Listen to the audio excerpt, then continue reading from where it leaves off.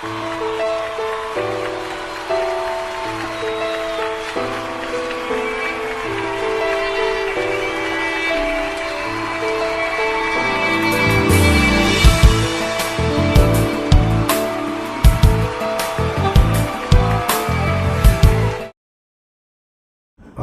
வந்திருக்கிற யாவரை கர்த்தர் ஆசீர்வதிப்பார். யாத்திராகமம் 14ஆம் அதிகாரம் 14ஆம் வசனம். கர்த்தர் உங்களுக்காக யுத்தம் பண்ணுவார், நீங்கள் சும்மா இருப்பீர்கள் என்றான். அல்லேலூயா. மாத வாக்குத்தத்தம், கர்த்தர் உங்களுக்காக யுத்தம் பண்ணுவார், நீங்கள் சும்மா இருப்பீர்கள். அல்லேலூயா. யாவரும் கண்களை மூடி ஆண்டவரை நோக்கி பார்ப்போம். ஆண்டவரே, மை ஸ்தோத்தரிக்கிறோம். இந்த ஜூலை மாதத்திலே கொடுத்த வாக்கு தத்துவம் ஆண்டவரே காக ஸ்தோத்திரம். இந்த வாக்கு தத்துவத்தின்படியே இந்த மாதம் நீர் எங்களோடு இருந்து யுத்தம் பண்ணுவீராக, ஒரு ஜெயத்தை தருவீராக, ஒரு ஆசீர்வாதத்தை கட்டளையிடுவீராக. தொடர்ந்து வந்தவர்களோடு இடைபடுவீராக, யூடியூபின் வாயிலாய் பார்க்கலோடு இடைபடுவீராக. நாமத்தை மகிமைப்படுத்தும் இயேசுவின் நாமத்தில் ஜெபிக்கிறோம் நல்ல பிதாவே, ஆமென். அல்லேலூயா. இங்கு எகிப்திலிருந்து இஸ்ரவேல் அவர்கள் கடந்து வருகிறதை நாம் பார்த்திருக்கிறோம். ஆனால் இங்கே மோசே சொல்கிறார், கர்த்தர் உங்களுக்காக யுத்தம் பண்ணுவார், நீங்கள் என்ன பண்ணுவீங்களா? சும்மா இருப்பீர்கள். ஏன் இதை மோசே சொன்னார்? அல்லேலூயா. ஏன் இதை மோசே சொன்னார்னா, இவங்க எகிப்திலிருந்து வருகிறார்கள், வெளியேறி வருகிறார்கள். ஆனால் இவங்க முன்னே செல்கிறதான கர்த்தரை பார்க்காம பின்னாடி வருகிற யாரை பார்க்குறாங்க? எகிப்தியை பார்க்குறாங்க. இப்போ ஆண்டவர் சொல்கிறாரு, நீ கடந்த ஜூன் மாதத்தில் இருக்கிற சூழ்நிலையை சோதனையை பார்க்க வேணாம், இந்த ஜூலை மாதத்தில் கர்த்தர் உங்களுக்காக யுத்தம் பண்ண போகிறத நீங்கள் முன்னேறி பாருங்கள். அல்லேலூயா. இப்போ பாருங்கள், 10ஆம் வசனத்தை வாசிங்கள். பார்வோன் சமீபித்து வருகிற போது இஸ்ரவேல் புத்திரர் தங்கள் கண்களை ஏறெடுத்து பார்த்து எகிப்தியர் தங்களுக்கு பின்னே வருகிறதை கண்டு மிகவும் பயந்தார்கள். அப்பொழுது இஸ்ரவேல் புத்திரர் கர்த்தரை நோக்கி கூப்பிட்டார்கள். கவனிங்கள், எகிப்தியர் தங்களுக்கு பின்னே வருகிறதை கண்டு மிகவும் பயந்தார்கள். இப்போ இஸ்ரவேல் புத்திரர் கர்த்தரை நோக்கி கூப்பிட்டார்கள். எப்போ கூப்பிடணும்? எப்போ கூப்பிடணும்? ஆண்டவர் விடுதலை பண்ணி கொண்டு வந்திருக்கிறாரு, உனக்கு விடுதலை ஆக்கிட்டாரு, உனக்கு ஒரு ஜெயத்தை தந்துட்டாரு, நீ கூப்பிடணும். இப்போ எப்போ கூப்பிடுறாங்கன்னா, பின்னாடி திரும்பி பார்க்குறாங்க. இன்னும் விடுதலை ஆக்கலப்பல, இன்னும் சுகமாக்கப்படல, இன்னும் நான் ஆசீர்வதிக்கப்படலை. பின்னாடி யார் வந்துன்னு இருக்கிறா? பார்வோன் வந்துன்னு இருக்கிறான். அல்லேலூயா. அவன் எங்கேயோ வந்துன்னு இருக்கிறான். உன்னை எகிப்திலிருந்து கொண்டு வந்த தேவன் அவன் பின்னாடி வரும்போது அவன்கிட்ட ஒப்பு கொடுப்பாரா? அல்லேலூயா. அல்லேலூயா. இப்போ சத்துரு உன்னை என்ன பண்ணுவான்? பயமுறுத்த தான் செய்வான், ஆனால் உன்னை தொட முடியாது. அல்லேலூயா. ஏன்னா ஆண்டவர் சொல்றா, உன்னை தொடுகிறவன் கண்மணியை தொடுகிறான். ஆண்டவர் உங்களை யாரா வச்சிருக்கிறாரு? கண்மணியா வச்சிருக்கிறார். அல்லேலூயா. அல்லேலூயா. நீங்க யாரு? கண்மணி. ஆனால் பேர் தான் கண்மணி, ஆனால் படன்னு பயம் இருக்குது பாருங்க. அல்லேலூயா. அந்த கண்மணிக்குன்னா அது பயம். சிலதை துடிக்கம் பார்த்துருக்கீங்களா? நம்ம துடிக்கணும் ஒன்று, இதுக்கு வேறு ஏதோ ஒன்று நடக்க போகுது போல. அல்லேலூயா. இதுக்குன்னே ஒருத்தர் பேசுவாங்க, இதெல்லாம் நடக்க போகுது, ரொம்ப துடிக்குது. அல்லேலூயா. அல்லேலூயா. எதுவும் துடிக்கல, உள்ள பயம் வந்துச்சானா தான் துடிக்குது. ஆனால் ஆண்டவர் சொல்ற, நீ என் கண்மணி. அல்லேலூயா. என் கண்மணியை தொடுகிறவனை நான் விட்டுருவேனா? அல்லேலூயா. அல்லேலூயா. ஆண்டவர் அவருடைய கண்ணின் மணியை போல உங்களை வச்சிருக்கிறார். அல்லேலூயா. அப்ப இங்கு எகிப்தியர் பாருங்க, வருகிறதை கண்டியும் பயந்து நடுங்குறான். இப்ப மோசே பாருங்க, ஆண்டவர் ஒரு தலைமைத்துவத்தை கொடுத்து நடத்துறார். மோசைக்கு என்ன செய்ய போறாருன்னு ஆண்டவருக்கு தெரியாது. மோசைக்கு தெரியாது ஆண்டவர் என்ன செய்ய போறார், ஆனா ஏதோ ஒன்று செய்ய போறார். அல்லேலூயா. விசுவாசிக்கிறீங்களா? இந்த மாசம் என்ன நடத்த போறாரு எனக்கு தெரியாது, ஆனா ஆண்டவர் ஒரு அற்புதத்தை செய்ய போகிறார். அல்லேலூயா. ஆண்டவர் எல்லாத்தையும் உங்களுக்கு சொல்லிட்டாருன்னு நினைச்சுங்க. அல்லேலூயா. உங்களுக்கு அப்படியே ஒரு எப்படின்னா உற்சாகத்தோடு வாஞ்சியோட பண்ண மாட்டீங்க. அல்லேலூயா. இந்த மாதத்தில் ஒரு 20,000 தேவைப்படுது. ஆண்டவர் உங்களுக்கு 2ஆம் தேதி நான் குத்துறேன்டா, என்ன பண்ணுவீங்க? 3ஆம் தேதிக்கு மேலே இன்னும் ஃபயர் இருக்காது. அல்லேலூயா. தொடர்ந்து அப்புறம் பார்த்து நம்ம தேவை தான் முடிஞ்சிச்சு. அல்லேலூயா, அல்லேலூயா. ஆனால் ஆண்டவர் டேட்லாம் சொல்ல மாட்டார். என்ன சொல்லுவார்னா, நான் கொடுப்பேன்னு சொல்லுவார், நான் உன்னை நடத்துவேன்னு சொல்லுவார். அல்லேலூயா. ஆனால் இந்த மாதத்தில் எந்த டேட்டுன்னு சொல்ல மாட்டார், ஆனால் கொடுப்பார். ஆனால் உங்கள் விசுவாசம் என்ன பண்ணும்? இப்போ கொடுப்பார், எப்போ கொடுப்பார்? நிச்சயமாக கொடுப்பார். அல்லேலூயா, அல்லேலூயா. அதே போல் மோசேக்கு பாருங்க, என்ன செய்ய போறாருன்னு தெரியாது. ஆனால் ஒன்று தெரியும், மோசேக்கு கர்த்தர் ஏதோ ஒன்றை செய்ய போகிறார். அல்லேலூயா. ஏன்னா மோசே கர்த்தரையே பார்த்து முன்னே செல்கிறவர் பாருங்க. அல்லேலூயா. கர்த்தருடைய வார்த்தை மோசே கிட்ட இருக்குது. இன்னைக்கு வந்திருக்கிற ஆண்டவர் உங்களை பார்த்து சொல்றார், கர்த்தருடைய வார்த்தை உங்ககிட்ட இருக்கிறது. அல்லேலூயா.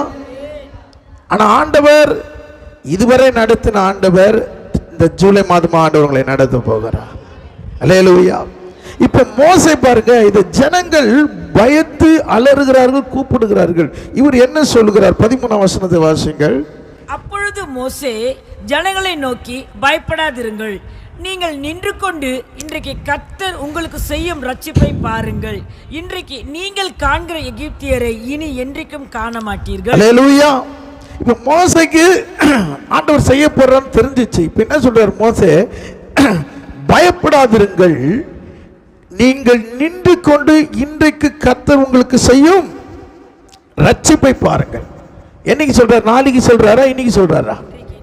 நாளைக்கா இன்னைக்கா? இன்னைக்கு ஆண்டவர் சொல்றார் இன்றைக்கு. அல்லேலூயா. இன்னைக்கு கன்ஃபார்ம் பண்றார் ஆண்டவர் உங்களுக்கு இன்றைக்கு. அல்லேலூயா. நீங்கள் நின்று கொண்டு இந்த கர்த்தர் உங்களுக்கு செய்யும் ரட்சிப்பை பாருங்கள். அல்லேலூயா. அடுத்தது வாசிங்க. இன்றைக்கு நீங்கள் காண்கிற இனி என்றைக்கும் காண மாட்டீர்கள். அல்லேலூயா. அப்ப இன்றைக்கும் என்றைக்குன்றார். அல்லேலூயா. இன்றைக்குன்னா இன்னைக்கு, என்றைக்குன்னா என்றைக்குமே நீ எதை காண மாட்டா? எகிப்தியரை காண மாட்டா. அல்லேலூயா. பாருங்க, அவருக்குள்ள இருந்து வார்த்தை இப்படி வருது பாருங்க. அல்லேலூயா. இப்ப ஆண்டவரோடு நடக்கிற ஒரு மனுஷன், ஆண்டவரை பார்க்கிற ஒரு மனுஷன், ஆனா ஒன்று, கர்த்தர் இந்த எகிப்தியனை இனி நீ காண்பதில்லை என்று அவருக்குள்ளே ஒரு வார்த்தை வைத்திருக்கிறார். ஆவியானவர் உங்களுக்குள் இருப்பாரனால், ஆவியானுடைய நடத்துதல் உங்களுக்குள்ள இருக்குமானால், ஆவியானவர் உங்களுக்குள்ளே இப்படிப்பட்ட ஒரு வல்லமையுள்ள வார்த்தை வெளிப்படும். அல்லேலூயா. மோசே சொல்றார், என்ன சொல்றாருன்னா, இன்றைக்கு கர்த்தர் உங்களுக்கு ஒரு ரட்சிப்பை நீங்கள் பார்க்க போகிறீர்கள். இன்றைக்கு காண்கிற எகிப்தியரை நீங்க என்றைக்கும் காண மாட்டீர்கள். அல்லேலூயா, அல்லேலூயா. பாருங்க, மோசே சொல்லிட்டாரு, ஆனால் ஆண்டவர் என்ன பண்ண போறாரு? ஆண்டவர் யுத்தம் பண்ண போகிறார். அல்லேலூயா. ஆனா மோசே சொன்னார், கர்த்தர் உங்களுக்காக யுத்தம் பண்ணுவார், நீங்கள் சும்மா இருப்பீர்கள். அல்லேலூயா. இந்த மாதத்துல யுத்தம் கர்த்தருடையது.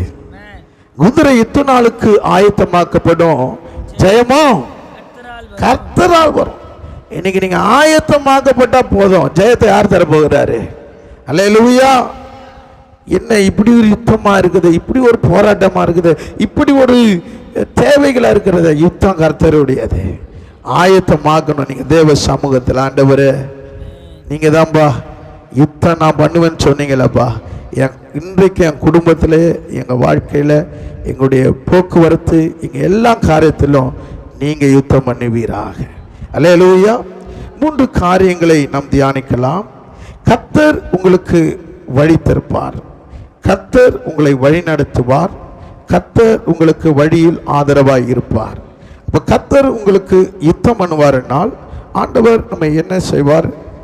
கர்த்தர் உங்களுக்கு வழி திறப்பார், கர்த்தர் உங்களை வழி நடத்துவார், கர்த்தர் உங்கள் வழியிலே ஆதரவாய் இருப்பார். அல்லேலூயா. முதல் காரியத்தை நாம் பார்க்கலாம், கர்த்தர் உங்களுக்கு வழி திறப்பார். அல்லேலூயா. அப்ப யுத்தம் பண்ணுவாருன்னா, ஆண்டவர் யுத்தம் பண்ணாருன்னா உங்களுக்கு ஒரு வழி திறக்க போகிறார். விசுவாசிக்கிறவங்க ஒரு அல்லேலூயா சொல்லாமா? அல்லேலூயா. ஏன்னா அவர்கிட்ட தான் இருக்குது வழி. அல்லேலூயா. நம்ம வேற யாரும் எந்த பக்கமும் வழி திறக்க வேணாம். அல்லேலூயா. அவர் வழி திறந்தா டிராபிக்கே இருக்காது. அல்லேலூயா, அல்லேலூயா. சரியான நேரத்தில் போகக்கூடிய ஒரு ரூட்டை நமக்கு தருவார். அல்லேலூயா.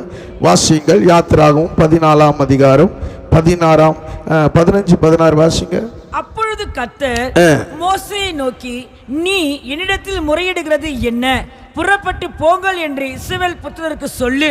நீ உன் கோலை ஓங்கி கையை சமுத்திரத்தின் மேல் நீட்டி சமுத்திரத்தை பிளந்து விடு. அப்பொழுது இஸ்ரவேல் புத்திரர் சமுத்திரத்தின் நடுவாக வெட்டாந்தரையிலே நடந்து போவார்கள். கவனிங்கள், இங்க ஆண்டவர் சொல்றாரு, இப்ப மோசே ஜனங்க கிட்ட சொன்ன பயப்படாதிருங்கள், கர்த்தர் உங்களுக்கு நின்று கொண்டு நீங்கள் அவர் ரட்சிப்பை பாருங்கள் சொன்னீரு. இனி எகிப்தியரை காண மாட்டேன்னு சொன்னீங்க, நீ என்கிட்ட முறையிடுகிறது என்ன? அல்லேலூயா. இப்ப உள்ள இருந்து விசுவாசம் வந்துச்சு, இந்த மாசம் கர்த்தர் யுத்தம் பண்ண போறாரு. ஆனா யுத்தம் பண்ணுவார்னு சொல்லிட்டு நம்ம என்ன பண்ணிருக்கிறோம்? கையை பிசைஞ்சுன்னு இருக்கிறோம். என்ன ஆண்டவரே, யுத்தம் பண்றீர், யுத்தம் பண்ண போறேன்னு இன்னும் ஒண்ணுமே காணுமா ஆண்டவரே? ஆண்டவர் சொல்றாரு, உன் கை என்னத்துக்கு பிசைஞ்சுன்னு இருக்கிற? உன் கையில என்ன இருக்குதுன்னு கேட்கிறாரு. அல்லேலூயா. நீங்க என்ன சொல்றீங்க? என் கையில ஒண்ணுமே இல்லை ஆண்டவரே. ஆண்டவர் சொல்றாரு, உன் கையில பணம் இல்லை, உங்ககிட்ட என்ன இருக்கு? என்ன இருக்கு உங்ககிட்ட? பாத்தீங்களா? உங்ககிட்ட என்ன இருக்கு? கோல் இருக்குது, வார்த்தை இருக்குது, வாக்கு தத்துவம் இருக்கிறது. அல்லேலூயா. இதை வச்சு என்ன பண்றோம்? ஆண்டவரே, இந்த கோல் ஆடு மேய்க்கிறதுக்கு தான் ஆண்டவரே, இது மந்தையை மேய்க்கிறது தான் ஆண்டவரே. நான் மோசே சொல்றேன், ஆண்டவர் சொல்றாரு, மந்தை மேய்க்கிறதுக்கு இல்லப்பா, அது என்ன பண்ணு, சமுத்திரத்தை பிளந்து விடு. நம்ம ஆண்டவருக்கு பாருங்க, நம்ம எதை பிளக்குறோம்? தர்பூசணியும் பலாப்பழத்தை தான் பழகிறோம். அல்லேலூயா, அல்லேலூயா. ஆண்டவர் சொல்றாரு, உன் கையில் இருக்கிற கோலத்தை சமுத்திரத்தை ரெண்டா பிளந்துருன்றாரு. அல்லேலூயா. உங்களை பார்த்து இப்படி சொன்னா என்ன ஆகும்? இதெல்லாம் நடக்குமா? இந்த மாசத்துல இதெல்லாம் நடக்குமா? அல்லேலூயா.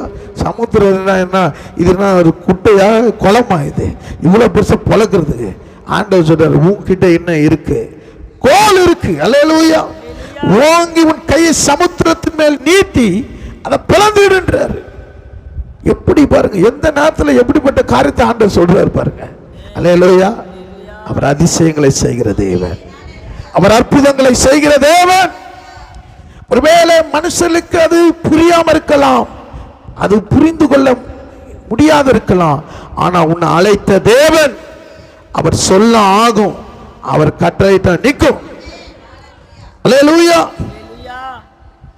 அப்போ இங்கே நான் யோசிக்கிற, ஆண்டவர் சொல்றாரு, உன் கையில் இருக்கிற கோல், இந்த கோல் எது? வார்த்தை. அல்லேலூயா. எபேசியர் 6ஆம் அதிகாரம் 17ஆம் வசனம் வாசிங்கள். எபேசியர் 6:17. ரட்சண்யம் என்னும் தலைசீராவையும் தேவ வசனமாகிய ஆவியின் பட்டயத்தை எடுத்துக் கொள்ளுங்கள். அல்லேலூயா. எங்க ஆண்டவர் சொல்றாரு, உங்ககிட்ட பட்டயம் இருக்குது, நீங்க என்ன பண்றீங்க? ஆண்டவரே, என் பட்டயம் சீவில ஆண்டவரே, ஒரே மொக்கையா இருக்குது ஆண்டவரே. அல்லேலூயா.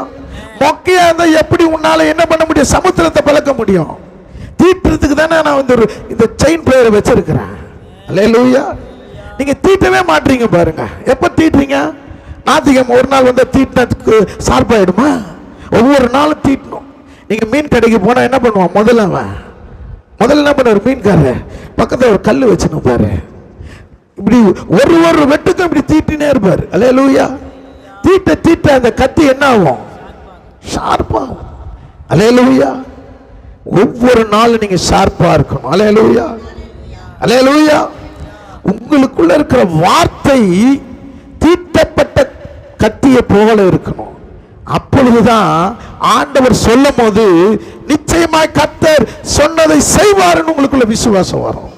இல்லைன்னு வச்சுக்க, என்ன ஆண்டவரே, எகிப்தியர் சொல்றாங்களே, நாங்க அங்க இருந்தா நல்லா சாப்பிட்டு இருப்போம், நல்லா தூங்கி இருப்போம், இங்க வந்து நடுவில் முக்குட்டில் வந்து நிற்க வச்சுட்டு எங்களை போன்னு சொன்னா நாங்க எங்க போகுது? ஏதாவது மதில் சுவர் இருந்தா ஏறி போயிடலாம். கடல் ஆச்ச, கடல் என்ன பண்ண, முழுங்கிடுமே, மீன் முழுங்கிடுமே. அல்லேலூயா.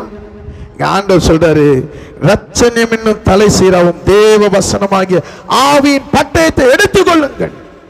இன்னைக்கு ஆண்டவர் இந்த மாதத்துல சொல்றாரு, உன் கையில் இருக்கிற கோல் வெறும் கோல் இல்ல, வெறும் மந்தையை மேய்க்கிற கோல் இல்ல, அது பட்டயம்.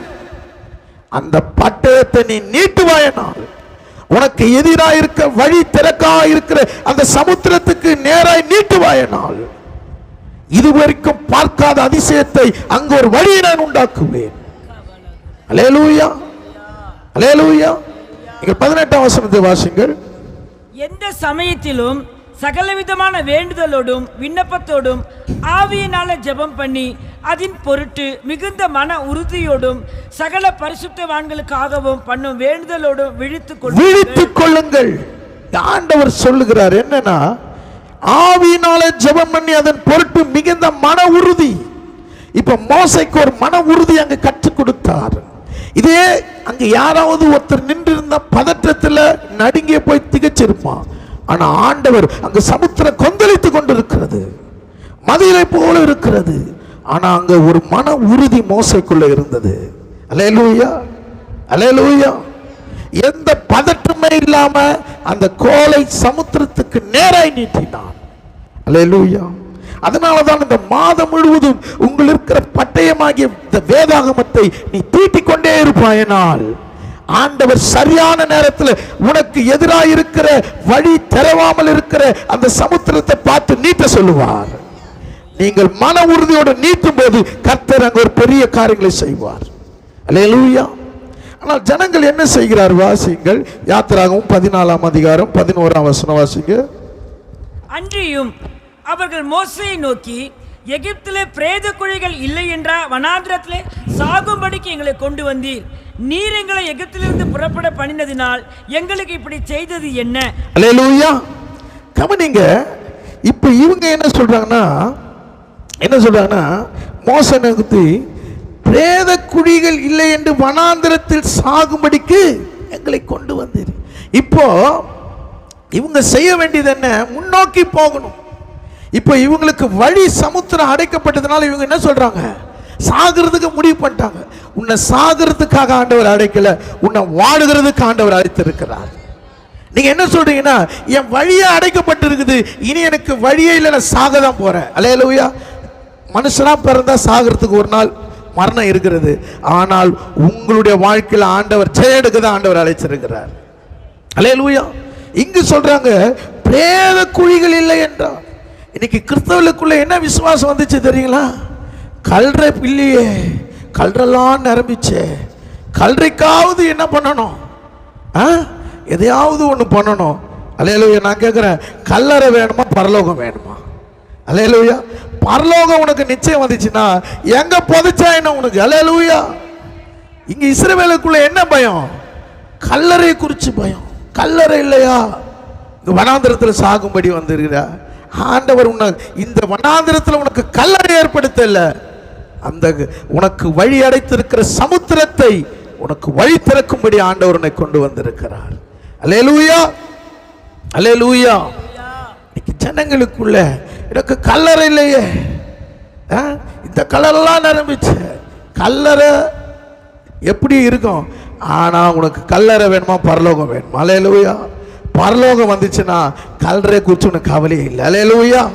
இப்ப இவங்களுக்கு கவலை என்னன்னா, எங்களுக்கு ஒரு கல்லறை இல்லையே. அல்லேலூயா. ஆனால் இங்கே மோசே என்ன சொல்லுகிறார்? உங்களுக்கு ஆண்டவர் ஒரு யுத்தம் செய்ய போகிறார். அல்லேலூயா. நீங்கள் லூக்கா 24ஆம் அதிகாரம் 38ஆம் வசனத்தை வாசிங்கள். லூக்கா 24:38.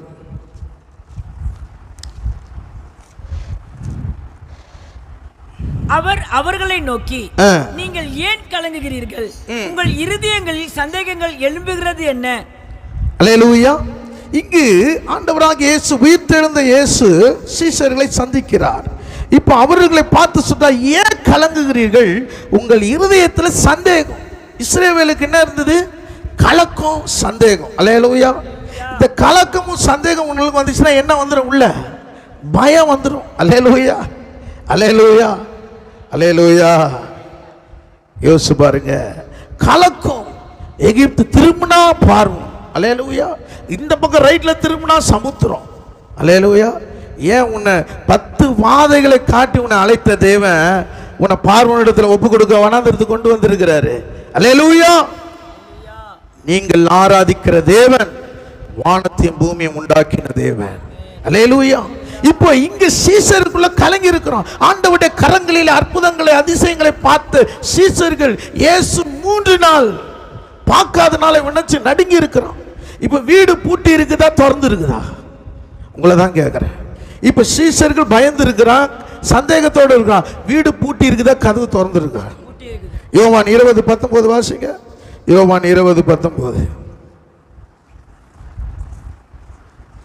வாரத்தின் முதல் நாளாகிய அன்றைய தினம் சாயங்கால வேளையிலே சீசர்கள் கூடியிருந்த இடத்தில் யூதர்களுக்கு பயந்ததினால் கதவுகள் பூட்டி இருக்கையில் இயேசு வந்து நடுவே நின்று உங்களுக்கு சமாதானம் என்றார். அல்லேலூயா. உயிர்த்தெழுந்த இயேசு பூட்டின வீட்டுக்குள்ள வந்தார். அல்லேலூயா. அல்லேலூயா. பாருங்க, உயிர்த்தெழுந்த இயேசு அங்க ஒரு கதவு அவருக்கு திறக்கப்பட்டிருக்குது. அல்லேலூயா. அல்லேலூயா. உள்ள வந்து சொல்றாரு உங்களுக்கு சமாதானம் உண்டாவதாக. அவன நடுங்கி இருக்கிறான், சந்தேகத்தோடு இருக்கிறான். அல்லேலூயா. எனக்கு ஆண்டவர் பாருங்க அங்க ஒரு வழி திறக்கிறாரு பாருங்க. அவன் பயந்து இருக்கிறான், சந்தேகத்தோடு இருக்கிறான், வீடு பூட்டி இருக்குது. அல்லேலூயா. பூட்டின வீட்டுக்குள்ள ஒரு வழி ஆண்டவர் உண்டாக்கினார்.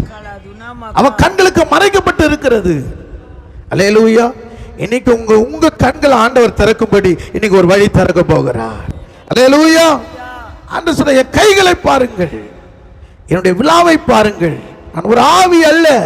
அவர்களுக்கு முன்பாக அப்பத்தையும் அங்கு இருக்கிறதா மீன் துண்டை சாப்பிடுகிறார். அல்லேலூயா. ஆண்டவர் உயிரோடு இருக்கிறதை திருஷ்டாந்தப்படுத்துகிறார். இன்னைக்கு ஆண்டவர் மரணத்தை ஜெயித்த ஆண்டவர் உங்களோடு கூட நடந்து வருகிறார். ஒரு வழியே இல்லையே, நீ பயந்து சந்தேகத்தோடு நடுங்கி இருக்கிறாய், ஆண்டவர் உனக்கு ஒரு வழி திறக்க போகிறார். அல்லேலூயா. இங்கு ஆண்டவருடைய கண்களை திறந்தார். இவருடைய விசுவாச கண்கள் திறக்கப்பட்டது. இவர்களுக்குள்ள அபிஷேகத்தினால் நிரப்பப்பட்டபடினாலே அப்போஸ்தலர் 12ஆம் அதிகாரம் 5ஆம் வசனத்தை வாசிங்கள். 12:5. அப்படியே பேதுரு சிறைச்சாலையிலே காக்கப்பட்டிருக்கையில் சபையார் அவனுக்காக தேவனை நோக்கி ஊக்கத்தோடு ஜெபம் பண்ணினார்கள். இங்க பேதுரு சிறைச்சாலையில் இருக்கிறார், கட்டப்பட்டு இருக்கிறார், சேவகர் நடுவில் இருக்கிறார், காவலோடு கூட இருக்கிறார். இப்போ அவருக்கு சிறைப்படுத்தப்பட்டிருக்கிறார். அல்லேலூயா. இப்ப ஆண்டவர் நடுங்கி சந்தேகத்தோடு இருந்த பூட்டின வீட்டுக்குள்ள ஆண்டவர் ஒரு வழியை உண்டாக்கி அவர்களை கண்களை திறந்த ஆண்டவர் இப்ப அவளுக்குள்ள என்ன வந்துச்சு? ஒரு ஊக்கமுள்ள ஜெபம் வந்துச்சு. அல்லேலூயா. இந்த மாதத்தில் நீங்க ஊக்கத்தோடு ஜெபிக்கும் போது எந்த சிறைப்படுத்தப்பட்ட உங்களுக்கு விடுதலையாக்க முடியாத காரியத்துல கர்த்தர் ஒரு விடுதலையை தரப்போகிறார். அல்லேலூயா. நீங்கள் வாசிங்கள் 7ஆம் வசனம் வாசிங்க. அப்பொழுது கர்த்தருடைய தூதன் அங்கே வந்து நின்றான். அறையிலே வெளிச்சம் பிரகாசித்தது. பேதுருவை விலாவிலே தட்டி சீக்கிரமாய் எழுந்திரு என்று அவனை எழுப்பினான். கவனிங்கள், இங்க தூதன் விலாவிலே தட்டி சீக்கிரம் எழுந்திரு. அவனுக்கு ஒன்னே தெரியல பாருங்க, இந்த சிறையிலிருந்து விடுதலை ஆக்கவே முடியாது. எந்த சிறை இருப்பா இருந்தாலும் இந்த மாதத்துல கர்த்தர் உங்களை விடுதலை ஆக்க போகிறார். அல்லேலூயா. ஆனால் சபையார் ஊக்கத்தோடு ஜெபம் பண்ணினார்கள். இந்த மாதத்துல ஒரு ஊக்கமான ஜெபம் இருக்கணும், ஒரு நல்ல உறுதியான ஜெபம் இருக்கணும். அல்லேலூயா. வேதம் சொல்லுகிறது, நீங்கள் 10ஆம் வசனம் வாசிங்கள். அவர்கள் முதலாம் காவலையும் 2ஆம் காவலையும் கடந்து நகரத்துக்கு போகிற இரும்பு கதவண்டையிலே வந்தபோது அது தானாய் அவளுக்கு திறவுண்டது. அல்லேலூயா. தானா கதவு திறக்குதுங்க, இரும்பு கதவு. இன்னைக்கு இந்த மாதத்துல நீங்க ஊக்கத்தோடு ஜெபிக்கும் போது உங்களுக்கு சிறையிருப்பாய் தடையாய் சமுத்திரம் போல இருக்கிற இரும்பு கதவுகளை தானாய் திறக்க போகிறார். விசுவாசிக்கிறீங்களா? விசுவாசிக்கிறீங்களா? பாருங்க, தானா திறக்க போகுது. அவளா நடுங்குறான். அல்லேலூயா. அல்லேலூயா. வீதியில நடந்து போகிறார். சபையார் அப்படி ஜெபிச்சவங்களை போய் கதவை தட்டுறாரு. ரோதே என்கிற ஒரு வாலிப மகள் பார்க்கிறார். பேதுரு வந்து இருக்கிறார். ஜெபிச்சவங்க சொல்ற பேதுரு இல்லப்பா, அது தூதனுடைய சாயலா இருக்கும். அல்லேலூயா. அல்லேலூயா. ஏன்னா இதெல்லாம் முடியாது. ஆனா ஊக்கமுள்ள ஜெபம் சிறை கதவுகளை திறக்கும். உங்க வாழ்க்கையில ஒரு விடுதலை கட்டளையிட போகிறார். உங்க வாழ்க்கையில ஒரு அற்புதத்தை செய்ய போகிறார். அல்லேலூயா. வெளிப்படுத்தல் 3:8 சொல்லுகிறது, உன் கிரியைகளை அறிந்திருக்கிறேன். உனக்கு கொஞ்சம் பலம் இருந்தும் நீ என் நாமத்தை மறுதலியாமல் என் வசனத்தை கை கொண்டபடினால் இதோ திறந்த வாசலை உனக்கு வைத்திருக்கிறேன், ஒருவனும் அதை பூட்ட முடியாது. அல்லேலூயா. ஆண்டவர் உங்களுக்கு ஒரு திறந்த வாசலை வச்சிருக்கிறார். அல்லேலூயா. ஏன் தெரியுங்களா? அவர்களை நீங்கள் அவரை அறிந்திருக்கிறபடினால் அவரை மறுதலியாமல் அவரை விசுவாசித்து நம்பி இருக்கிறீங்கள, ஆண்டவர் திறந்த வாசலை இந்த மாதத்தில் வச்சிருக்கிறாரு. கர்த்தர் உனக்காக யுத்தம் பண்ணி ஒரு திறந்த வாசலை உங்களுக்கு வைத்து ஒருவனும் பூட்டாதபடிக்கு அவர் திறக்கிறவராய் இருக்கிறார். இரண்டாவது காரியத்தை நாம் தியானிக்கலாம். கர்த்தர் உங்களை வழி நடத்துவார். சங்கீதம் 78 அதிகாரம் 14 வசனம். 78:14. பகலிலே மேகத்தினாலும் இரவு முழுவதும் அக்கினி வெளிச்சத்தினாலும் அவர்களை வழி நடத்தினார். அல்லேலூயா. இஸ்ரவேல் ஜனங்களை பகலில் மேகத்தினாலும் இரவு முழுவதும் அக்கினி வெளிச்சத்தினாலும் அவர்களை வழி நடத்தினார். இப்ப பாருங்க, யுத்தம் நடக்குது. யுத்தத்துக்கு முக்கியம் என்ன தேவை உங்களுக்கு? இப்ப இந்தியா பாகிஸ்தான் யுத்தம் நடக்குதுக்கு யுத்தத்துக்கு என்ன தேவை? ஆயுதம் அப்பாற்பட்டது, வெளிச்சம் தேவை. அல்லேலூயா. இப்ப கடலுக்குள்ள நீர்மூழ்கி கப்பல் அனுப்பும் போது அதுக்குள்ள ஒரு பெரிய வெளிச்சத்தை வைக்கிறான். ஆனா அந்த காலத்துல என்ன இல்லை? வெளிச்சம் இல்லை. ஆனா வேதம் சொல்லுகிறது, அவர் பகலிலே மேகத்தினாலும் ரா முழுவதும் அக்கினி வெளிச்சத்தினால் அவளை வழி நடத்தினார். அல்லேலூயா. நீங்களும் நானும் ஆராதிக்கிற அந்த தேவன் யார் தெரியுங்களா? வெளிச்சம் அவர் பேர். அல்லேலூயா. அல்லேலூயா. அவர் பேர் இருள் இல்லை, வெளிச்சம். அவரிடத்துல கொஞ்சமும் என்ன இல்லையா? இருள் இல்லை. அல்லேலூயா. அதனால நம்ம பேர் என்ன? வெளிச்சத்தின் பிள்ளைகள். அல்லேலூயா. வெளிச்சத்தின் பிள்ளைகள் எதை கொண்டு என்ன தேவையில்லை? பயப்பட தேவையில்லை. அல்லேலூயா. எந்த பூச்சி கண்டு பயப்பட தேவையில்லை, எந்த மிருகத்தை கண்டு பயப்பட தேவையில்லை. இந்த வெளிச்சமாகி இயேசு உங்களை வழிநடத்த போகிறார். அல்லேலூயா. இப்போ அக்கினி வெளிச்சத்தினால் அவளை நடத்தினார். ஆனா இங்க பார்க்கும்போது பகலிலே ரொம்ப முக்கியம். அதுதான் பாருங்க, இன்னைக்கு இந்த வெயிலின் உஷ்ணத்தினால எத்தனை பேர் இந்த வருஷத்துல கஷ்டப்பட்டோம். அல்லேலூயா. எவ்வளவு ஒரு கஷ்டம் பாருங்க. அரேபியா தேசம் மெக்காவில் 500க்கும் மேற்பட்டவர்கள் இந்த வெயிலின் உஷ்ணத்தில் இறந்து போனார்கள். நம்ம யோசிச்சு பாருங்க, வெளியே போயிட்டு வந்தோன்னா வீட்டுக்குள்ள வந்து என்ன பண்றோம்? ஃபேனை போட்டுக்கிட்டு இளைப்பாறுதல் பண்றோம். ஆனா இஸ்ரவேல் ஜனங்களுக்கு அப்படி கூடாரம் இல்லை. அல்லேலூயா. ஆனா அவர்களுக்கு ஆண்டவர் எப்படியா இருக்கிறாரா? பகலிலே மேகத்தினாலும். அல்லேலூயா. அல்லேலூயா. அப்ப அந்த வெளிச்சத்தினால் அவர் என்ன பண்ணாரு? நடத்தினார். வெளிப்படுத்தினால் 21:23 சொல்லுகிறது, நகரத்துக்கு வெளிச்சம் கொடுக்கும் சூரியனும் சந்திரனும் அதற்கு வேண்டுவதில்லை, தேவனுடைய மகிமை அதை பிரகாசித்தது, ஆட்டுக்குட்டியானவரே விளக்காய் இருக்கிறார். அல்லேலூயா. நகரத்துக்கு பாருங்க, சூரியனும் சந்திரன் தேவையில்லையா? இப்போ உலகத்துக்கு எது வெளிச்சம்? சூரியனும் சந்திரனும். அல்லேலூயா. ஆனா வேதம் சொல்லுகிறது, தேவ மகிமையே உங்களை பிரகாசித்து அவரே உங்களுக்கு விளக்கா இருக்கிறார். அல்லேலூயா. அல்லேலூயா. அவரே உங்களுக்கு விளக்கா இருக்கிறார். எப்படிப்பட்ட ஒரு தேவனை நீங்கள் நான் ஆராதிக்கிறேன் தெரியுமா? அல்லேலூயா. யாருன்னா இப்படி சொல்ல முடியுமா? நான் ஆராதிக்கிற தேவன் என் வாழ்க்கையில சூரியன சந்திரன் தேவையில்லப்பா, அவரே வெளிச்சமா இருக்கிறார். அல்லேலூயா. வாசிங்கள் யாத்திராகும் 14 அதிகாரம் 20 வசனம்.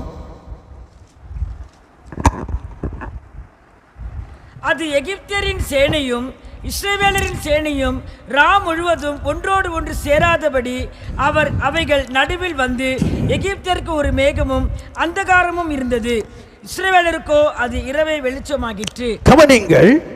அப்ப எகிப்தியரின் சேனை இஸ்ரவேலின் சேனை ரா முழுவதும் ஒன்றோடு ஒன்று சேராதபடி அவைகள் நடுவிலே வந்து எகிப்தியருக்கு அது மேகமும் அந்தகாரமும். கவனிங்க, ஒரே மேகம் தான். ஆனா அந்த மேகத்தை ஆண்டவர் எப்படியா பிரிக்கிறார் பாருங்க. அல்லேலூயா. அந்த மேகத்தை எகிப்தியருக்கு எப்படி வச்சிருக்கிறாரு?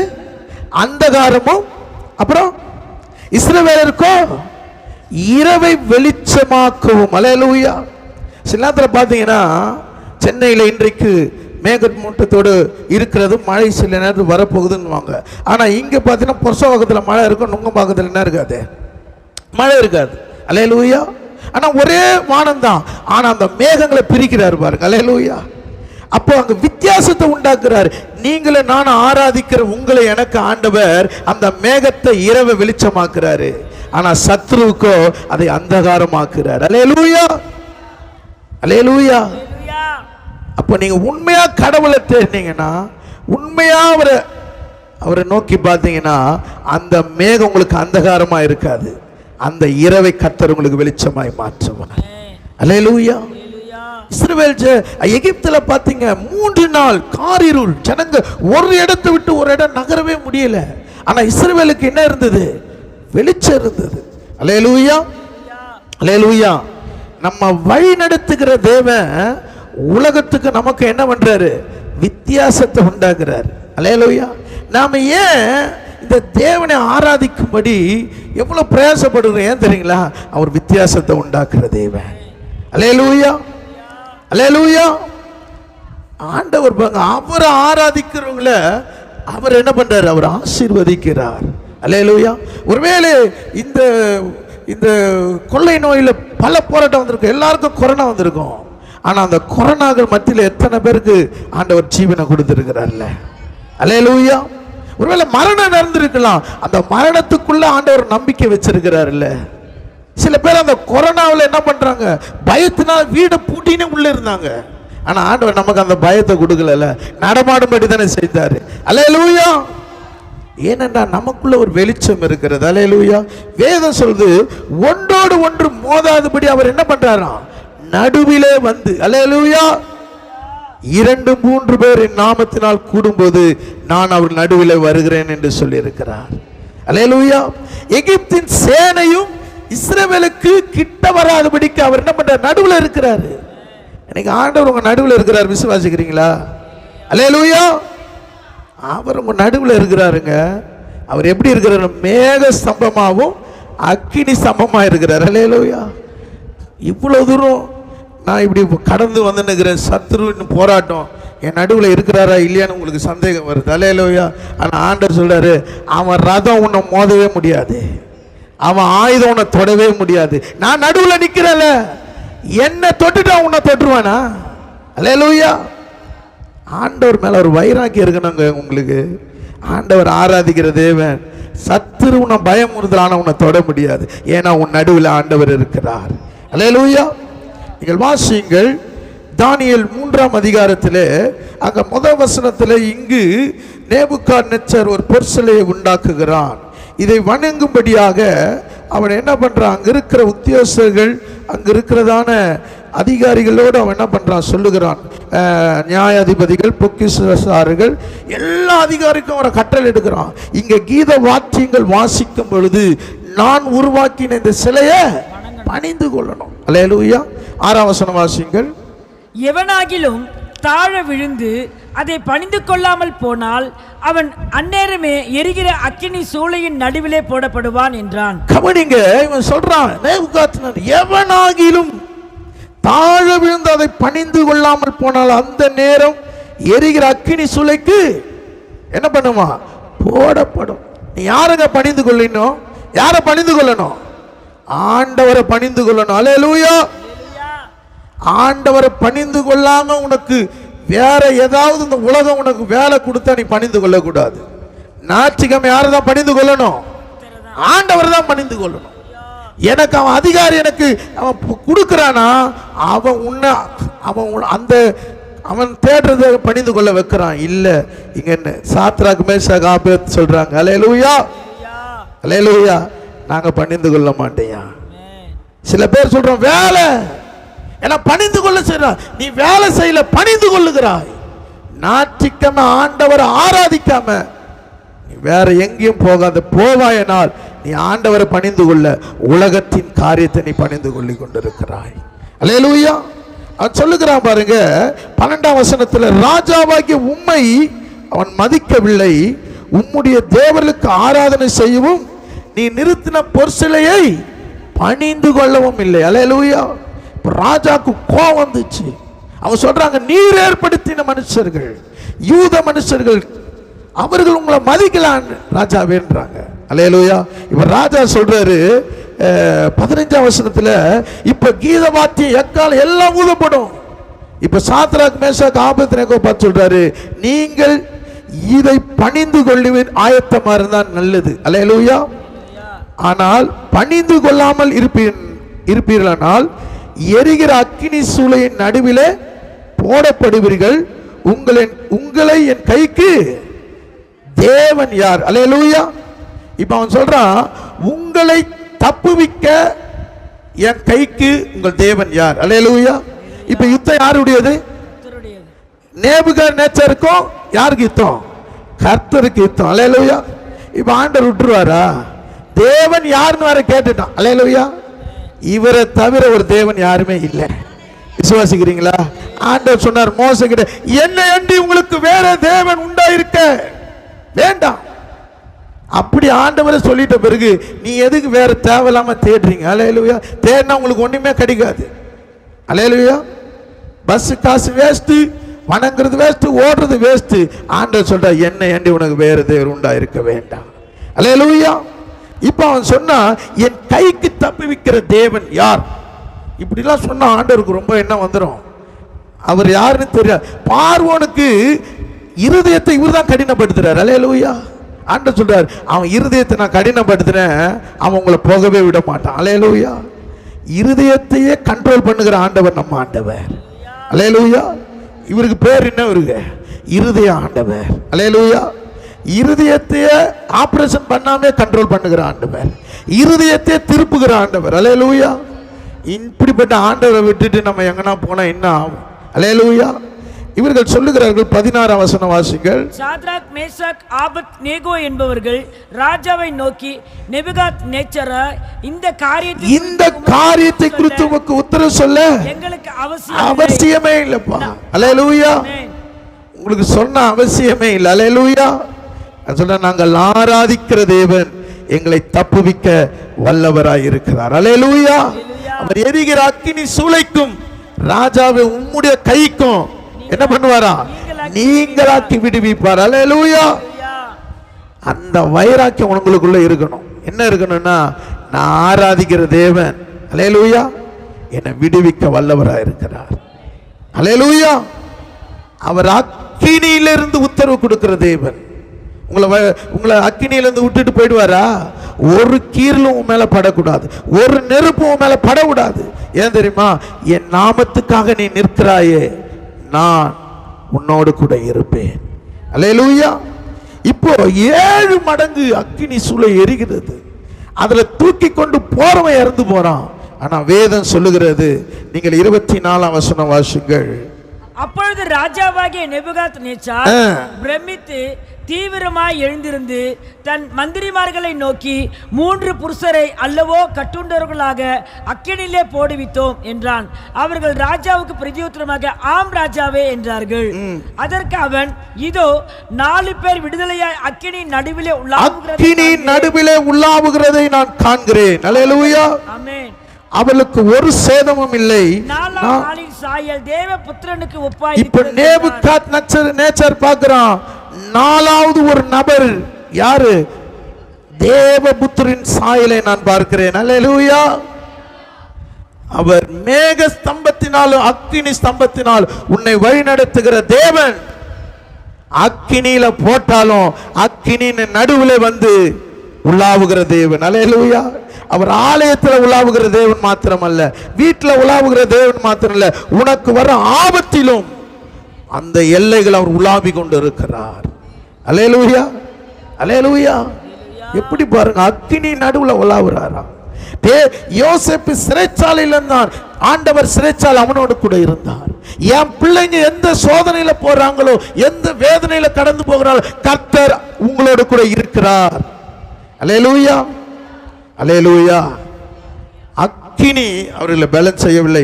27ஆம் வசனத்திலே, அக்கினி பலன் செய்யாமலும் அவர்கள் தலைமயிர் கருக்காமலும் அவர்களுடைய சால்வைகள் சேதப்படாமலும் அக்கினியின் மனம் அவரிடத்தில் வீசாமலும் இருந்ததை கண்டார்கள். அல்லேலூயா. கவனிங்க, இத பார்த்து அக்கினி மனம் கூட வாசனை வரலையா? அல்லேலூயா. நெருப்பு அவர்கள் மேல் பலன் செய்யவில்லை. காரணம், அவங்களுக்குள்ள பரலோகத்தின் அக்கினி இருந்தது. அல்லேலூயா. இன்னைக்கு பரலோகத்தின் அக்கினி உங்களுக்குள்ள இருக்குமானால் கர்த்தர் உங்களுக்காக யுத்தம் செய்து உங்களை வழிநடத்த போகிறார். அல்லேலூயா, அல்லேலூயா. பாருங்க, நேபுகாத்நேச்சார் ஐயா, உன்னதமான தேவ மனுஷர்களே, கர்த்தருக்கு ஸ்தோத்திரம் சொல்றான். அல்லேலூயா, எவ்வளவு பெரிய சந்தோஷம் பாருங்க. ஒரு ராஜாவையே ஸ்தோத்திரம் பண்ற அளவுக்கு அவங்களுக்குள்ள ஒரு வைராக்கியம் இருந்தது. இன்னைக்கு அந்த வைராக்கியத்தை ஆண்டவர் எதிர்பார்க்கிறார். இன்னைக்கு உன் மூலிய ஸ்தோத்திரம் இல்ல, இன்னைக்கு உங்கள் மூலியமாய் மனுஷர்கள் கர்த்தரை மகிமைப்படுத்தணும். அப்பொழுது ஆண்டவர் அங்க அக்கினினாலே தன்னை வெளிப்படுத்தி உங்களுக்கு ஒரு அற்புதத்தை செய்வார். அல்லேலூயா, அல்லேலூயா. மூணாவது காரியத்தை நம்ம பார்க்கலாம். கர்த்தர் உங்களுக்கு வழியிலே ஆதரவாக இருப்பார். யாத்திராகமம் 14ஆம் அதிகாரம் 29ஆம் வசனத்தை வாசிங்கள்.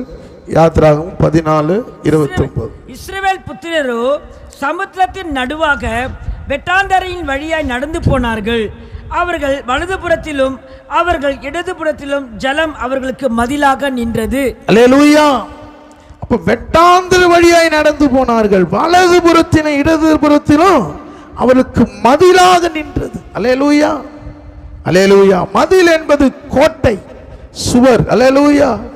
இன்னைக்கு ஆண்டவர் சொல்லுகிறார், உங்களுக்காக நான் யுத்தம் செய்வேன். அல்லேலூயா. ஆனா எப்படின்னா, உங்களுக்கு மதிலாக, கோட்டையாக எப்படி இருக்கும் பாருங்க. எவ்வளவு பேர் அந்த தண்ணி ஆண்டவர் அப்படியே நிக்க வச்சிருக்கிறார், கண்ணாடி போல நிக்குது. அல்லேலூயா. சில நேரத்தில் பார்த்தீங்கன்னா, நீங்கள் நிறைய சுற்றுலா தலத்தில் வெளிநாட்டில் பார்த்தீங்கன்னா கண்ணாடி நல்லா உயர்த்தி வச்சு மதில போல தண்ணி மேலே இருக்கும். அல்லேலூயா. அது நடுவில் மீன்கள் உள்ள வரும் பாருங்க. அதை பார்க்கும் போதே நம்ம என்னதோ கடலுக்குள்ள இருக்கிற மாதிரி இருக்கும். அல்லேலூயா. அதனால தான் பயப்படுக்கணும், உள்ள அனுப்ப மாட்டாங்க. அல்லேலூயா. ஆனால் ஆண்டவர் சொல்றார், வலதுபுறத்திலும் இடதுபுறத்திலும் ஜலம் அவளுக்கு மதிலாக இருந்தது. அல்லேலூயா. ஆண்டவர் உங்களுக்கு மதிலாக, ஒரு கோட்டை சுவராக, உங்களை பாதுகாக்கிறவராய், உங்களை ஆதரவாய் இருக்கிறார். அல்லேலூயா. 2 சாமுவேல் 22ஆம் அதிகாரம் 2ஆம் வசனத்துல, கர்த்தர் என் கன்மலையும் என் கோட்டையும் என் இரட்சகருமானவர். அல்லேலூயா. இங்க தாவீது எப்ப சொல்லுகிறாருன்னா, இங்க பாத்தீங்கன்னா தாவீதுடைய சத்துருக்களுக்கும் சவுலின் நீங்களாக்கிய போது பாடின பாட்டு. அல்லேலூயா. சத்துருக்கள் பின்தொடர்கிறார்கள், சவுல் பின்தொடர்கிறான். அப்போது ஆண்டவர் அவனை விடுதலையாக்கும் போது அவர் பாடுகிறார். என்னன்னா, என்ன பாடுறாருன்னா, கர்த்தர் என் கன்மலையும் என் கோட்டையும் என் இரட்சிப்புமானவர். அல்லேலூயா. அப்ப ஆண்டவர் உங்களுக்கு ஒரு மதிலா இருக்கிறார். அல்லேலூயா. நீங்க அப்படி பாடுவீங்களா? அந்த நேரத்தில் நம்ம பாடுவோம், ஆண்டவரே நீர் என் கோட்டையும் நீர் என் கன்மலையுமா இருக்கிறீன்னு பாடுவோம். அல்லேலூயா. ஆண்டவரே இப்படிப்பட்டு என்னை கொண்டு வந்துட்டீங்களா, ஆண்டவரே இப்படி கொண்டு வந்த ஆண்டவர் எனக்கு வாக்குத்தத்தம் கொடுப்பீங்க. அல்லேலூயா. சில நேரத்தில் ஆசீர்வாதத்தை நம்ம என்ன பண்ணோம், கையில் கொடுக்கணும்னு எதிர்பார்க்குறோம். இல்லை இல்லை, ஆனால் இப்படிப்பட்ட நேரத்தில் தான் நீங்கள் பாட்டு பாடணும். நம்ம எப்போ பாட்டு பாடுறோம், நல்ல மனம் இருதயம் சந்தோஷத்தில் நிறைய போது பாட்டு பாடுறோம். அல்லேலூயா. ஆனால் ஆண்டவர் சொல்றாரு, சத்துருக்கள் உன்னை பின்தொடரும் போது அந்த நேரத்தில் நீ பாட்டு பாடு. நீர் என் கோட்டையும் நீர் என் கன்மலையுமா இருக்கிறீன்னு சொல்லுன்னு சொன்னார். நீங்கள் 19ஆம் வசனம் வாசிங்கள். எதிரிட்டு வந்தார்கள், கர்த்தரோ எனக்கு ஆதரவா இருந்தார். அல்லேலூயா. கர்த்தர் எனக்கு ஆதரவா வந்தார். இப்ப இஸ்ரவேல் ஜனங்கள் எகிப்துல இருந்து எப்படி வராங்க, ஒரு ஆபத்துல இருந்து வந்து இருக்கிறாங்க. ஆனா ஆண்டவர் எப்படி இருக்கிறாரா, எப்படி இருக்கிறாரு, கர்த்தரோ எனக்கு எதிரிட்டு வந்தார்கள். பார்வோன் ரதத்துல என்ன பண்றான், 600 ரதங்களோடு வந்துனே இருக்கிறான். குதிரை சீறி பாய்ஞ்சு வருது. ஆனா இங்கு தாவீது சொல்றார், கர்த்தரோ எனக்கு ஆதரவா இருந்தார். அல்லேலூயா. எப்படி ஆதரவா இருக்கிறார் வாசிங்கள். யாத்திராகமம் 14ஆம் அதிகாரம் 25ஆம் வசனம் வாசிங்க. 14:25. அவர்களுடைய ரதங்களிலிருந்து உருளைகள் கழலவும் அவர்கள் தங்கள் ரதங்களை வருத்தத்தோடு நடத்தவும் பண்ணினார். எகிப்தியர் இஸ்ரவேலை விட்டு ஓடி போவோம். கர்த்தர் அவளுக்கு துணை நின்று எகிப்தியருக்கு விரோதமாக யுத்தம் பண்ணுகிறார். அல்லேலூயா. அல்லேலூயா. எதிரிகள் சீறி பாஞ்சு வருகிறார்கள். ஆனா ஆண்டவர் எப்படி ஆதரவா இருக்கிறாரா, அவனுடைய ரதம் அந்த உருளைகள், அந்த சக்கரத்தில் இருக்கிற அந்த உருளை தானாவே கழுது. அல்லேலூயா, அல்லேலூயா. அவன் குதிரையை ஓட்டுறான், வருத்தம். அவனுக்கு தெரியுது இது ஏதோ அவங்க தேவன் யுத்தம் பண்ணின்னு இருக்கிறாரு. நான் எவ்வளவு முயற்சி பண்றேன், என்னால ஓட்ட முடியல. அல்லேலூயா. ரதத்தை முன்னேற முடியல, வருத்தம், வேதனை. அல்லேலூயா. அவன் சொல்றான், நம்ம இஸ்ரவேலை பின்தொடர வேணாம், ஓடிடலாம்பா, ஏன்னா கர்த்தர் அவங்களுக்கு துணையா இருக்கிறார். அல்லேலூயா, அல்லேலூயா. இஸ்ரவேலுக்கிட்ட ஆயுதம் இல்லைங்க, ஆமென், ரதம் இல்லை. ஆனா இக்கட்டு ஆபத்து நேரத்தில் சத்துரு எதிரிட்டு வரும்போது வேதம் சொல்றது கர்த்தர் அவளுக்கு ஆதரவா இருந்தார். அல்லேலூயா. உங்ககிட்ட என்ன ஆயுதம் தெரியுமா? ஆமென். உங்களுக்கிட்ட ஆவியின் பட்டயம் இருக்கிறது, விசுவாசம் என்ன கேடகம் இருக்கிறது. சத்துரு உன்னை எதிரிட்டு வருகிறானா, பின்தொடர்ந்து வருகிறானா, உன்னை பயமுறுத்தி கொண்டு இருக்கிறானா, ஆனா கர்த்தர் உனக்கு மதிலா இருந்து உனக்கு ஆதரவா இருப்பார். அல்லேலூயா. என்ன ஆதரவுனா, உன்னை நெருக்கும்படி, உன்னை சிறுமைப்படுத்தும்படி நினைப்பான், ஆனா அவனுக்குள்ளதான் அந்த சிறுமையா கர்த்தர் அவனுக்கு தருவார். அல்லேலூயா, அல்லேலூயா. உன்னை கஷ்டப்படுத்தும்படி, உன்னை நோகடிக்கும்படி, உன்னை ஆசீர்வதிக்க கூடாதபடி அவன் பல தடைகளை கொண்டு வருவான். கர்த்தர் எல்லாம் அவனுக்கு அதை தருவார். அல்லேலூயா. அந்த ரதத்தை ஓட்டமுள்ள உருளைகள் கழலுகிறது. அவன் ரதத்தை வருத்தத்தோடு நடத்துகிறான். அல்லேலூயா. அவனால முன்னேறி சேக முடியவில்லை. காரணம் என்ன தெரியுமா? கர்த்தர் இஸ்ரவேலுக்கு யுத்தம் பண்ணி கொண்டு இருக்கிறார். அல்லேலூயா. ஆண்டவர் சொல்றார், நான் உங்களுக்கு என்ன பண்ணுவேன்? வழியில் ஆதரவாக இருப்பேன். எப்படி ஆதரவு இருக்கிறாருமா? மதில் ரெண்டு பக்கம் மதில் இருக்கிறது. அல்லேலூயா. இஸ்ரவேல் வெட்டாந்தரையில் நடந்து போகிறார்கள். கர்த்தர் வழியில அவங்க பார்க்கிறாங்க, வலது புறமா இடது புறம் பார்க்கிறார், கர்த்தர் மதிலா வச்சிருக்கிறார். அல்லேலூயா. ஆனால் எகிப்தியர் வரும்போது அவர்கள் நின்றிருந்த மதில் அப்படியே கடலுக்குள்ள ஊந்துச்சு. அல்லேலூயா. அவரே அவர்களை சமுத்திரத்தில் தள்ளுண்டு போய் ஒருவன் கூட மீதியா இருக்கவில்லை. அல்லேலூயா. இஸ்ரவேல் ஜனங்களுக்கு வழி திறக்கப்பட்டு கர்த்தர் ஆதரவாய் நடத்தினார், உற்சாகப்படுத்தினார். அதை பார்க்கும் போது அவனுக்குள்ள உற்சாகம். என் ஆண்டவர் வர மதிலாக நிக்க வச்சிருக்கிறாருப்பா, என் கூட ஆண்டவர் வராருப்பா. அல்லேலூயா. ஆதரவு என்பது உதவி. இந்த மாதத்துல உனக்கு மதிலா இருந்து ஆண்டவர் உனக்கு உதவி செய்வார். அல்லேலூயா. எபிரேயர் 2:18 சொல்லுது, ஆதலால் அவர்தாமே பாடுபட்டபதினால் சோதிக்கப்படுவதற்கு உதவி செய்ய வல்லவராயிருக்கிறார். அவர் சோதிக்கப்பட்டபடினாலே சோதிக்கப்படுவதற்கு உதவி செய்ய வல்லவராக இருக்கிறார். ஒருவேளை நீங்க சோதனையில கடந்து போகலாம், ஆனால் உதவி செய்ய வல்லவராக இருக்கிறார். அல்லேலூயா. எப்படிப்பட்ட சமுத்திரத்தின் பாதையில, சமுத்திரம் என்பது இந்த உலகம், தண்ணீர் என்பது ஜனங்கள். அல்லேலூயா. இந்த வனாந்தரம் என்பது சோதனை. இந்த சோதனையின் வழியிலே ஆண்டவர் உங்களுக்கு ஒரு பலம் தருவார். அல்லேலூயா. உங்களுக்கு ஆதரவா இருப்பார். அல்லேலூயா. ஆண்டவர் உங்களுக்கு உதவி செய்வார். நீ ஒரு நாள் சோர்ந்து போக வேண்டாம். அவர் உதவியின் கரம் ஜலத்திலிருந்து உங்களை தூக்கி விடுவார். அல்லேலூயா.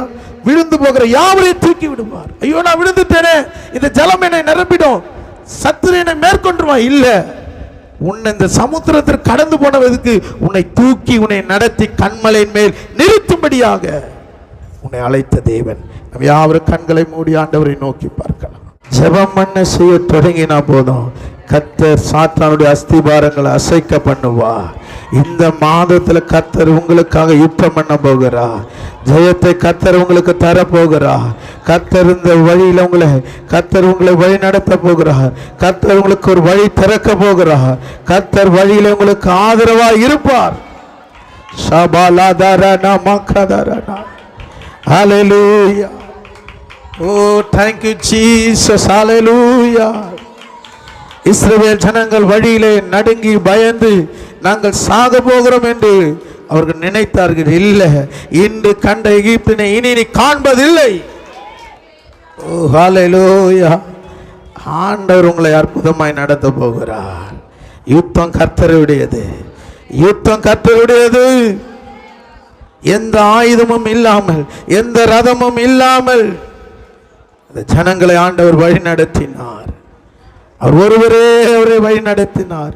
அந்நிய தேவன் அவளோடு கூட இருந்ததில்லை. நீங்கள் ஆராதிக்கிற தேவனை உங்களை வழி நடத்துவார். வழியிலே உங்களுக்கு அவர் ஆதரவாய் இருப்பார். வழி இல்லாத அந்த சமுத்திரத்தில் ஒரு வழி உண்டாக்குவார். இந்த மாதத்தில் கர்த்தர் உங்களுக்காக யுத்தம் செய்வார்.